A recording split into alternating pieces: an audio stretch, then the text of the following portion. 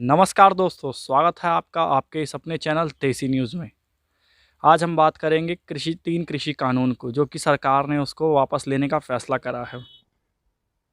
साथियों, हमारी सरकार किसानों के कल्याण के लिए, खासकर छोटे किसानों के कल्याण के लिए, देश के कृषि जगत के हित में, देश के हित में, गांव गरीब के उज्जवल भविष्य के लिए पूरी सत्यनिष्ठा से, किसानों के प्रति पूर्ण समर्पण भाव से, नेक नियत से ये कानून लेकर आई थी। देशवासियों से क्षमा मांगते हुए, सच्चे मन से और पवित्र हृदय से कहना चाहता हूं, कुछ किसान भाइयों को हम समझा नहीं पाए। आज मैं आपको, पूरे देश को ये बताने आया हूं कि हमने 3 कृषि कानूनों को वापस लेने का, रिपील करने का निर्णय लिया है।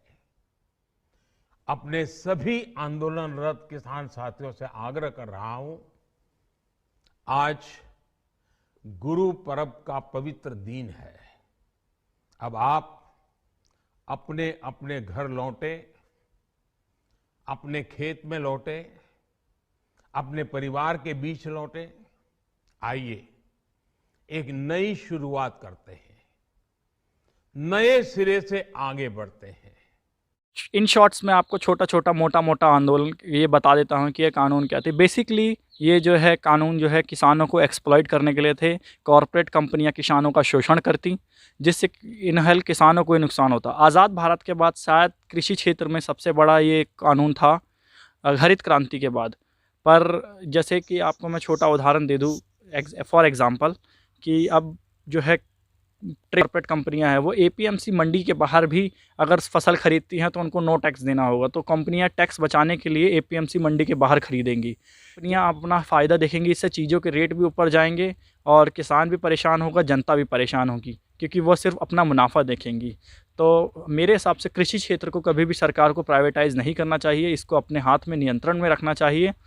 और तो आज़ादी के बाद ये सबसे बड़ा आंदोलन अभी तक तो दिख रहा है कि सफल हो गया है, सरकार झुकी है और उम्मीद है आगे भी ये होगा। पर इन आंदोलन में सबसे महत्वपूर्ण चीज़ ये रही कि लोगों में एकजुटता रही। दिल्ली के बॉर्डर पे 1 साल से जो किसान हैं शांतिपूर्वक उन्होंने प्रदर्शन करा, सरकार की आलोचना की भी करी। 26 जनवरी को हिंसा हुई, वो भी किसी गैर तत्व, जो गैर कानूनी तत्व हैं, उन्होंने ऐसा करा जो कि ये आंदोलन सफल नहीं बनने देना चाहते थे। आज़ाद भारत का शायद ये अब तक का सबसे लंबा चलने वाला आंदोलन था, जिसमें लोग जाति धर्म बिना किसी भेदभाव के, हिंदू मुस्लिम बिना किसी भेदभाव के दिल्ली के बॉर्डर पे सरकार के खिलाफ नारे लगा रहे थे, जो कि शांतिपूर्वक प्रदर्शन चल रहा था। सबसे पहले तो इन तीनों कृषि कानूनों को पास करना ही अलोकतांत्रिक था, बहुत ही अनकॉन्स्टिट्यूशनल था। मोदी सरकार ने बिना किसी मेजॉरिटी के इस कानूनों को पास कर दिया। लोकसभा में तो सरकार ने मेजॉरिटी के साथ पास करा, पर राज्यसभा में इन्होंने वॉइस मेजॉरिटी के साथ पास करा। जैसे कि अगर जो उनको बोलना था आय, और जो इस कानून के विपक्ष में थे उनको बोलना था नो। तो ये सिर्फ स्पीकर पर निर्भर करता था कि वो क्या बात सुनना चाहते हैं, क्या नहीं सुनना चाहते। तो स्पीकर जो सत्ता पक्ष के साथ गया, जो कि और पर इसका एक और बात भी है, अगर किसी एक मेंबर को भी लगता है कि ये गलत है तो वो आवाज़ उठा सकता है। पर बार बार विपक्ष के द्वारा आवाज़ उठाने के बाद भी स्पीकर सिर्फ सत्ता पक्ष का ही साथ देते गए।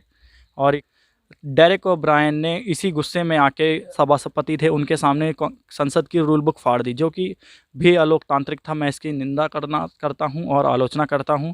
ये बिल्कुल ही अलोकतांत्रिक था और एक राज्यसभा सांसद को ऐसा नहीं करना चाहिए था। तो बीजेपी लेड मोदी गवर्नमेंट ने किसानों कृषि कानून वापस तो ले लिए हैं और शायद किसान आंदोलन भी इससे समाप्त हो जाए। अब देखना होगा आगे कि ये सिर्फ चुनाव के लिए किया गया है, जो कि 5 राज्यों में चुनाव हैं, या फिर बीजेपी को या सरकार को सचमुच किसानों की चिंता है। तो अगर वीडियो अच्छा लगा तो कृपया इस चैनल को लाइक, सब्सक्राइब और शेयर कर दें और देसी न्यूज़ को ज़रूर सब्सक्राइब करें। आप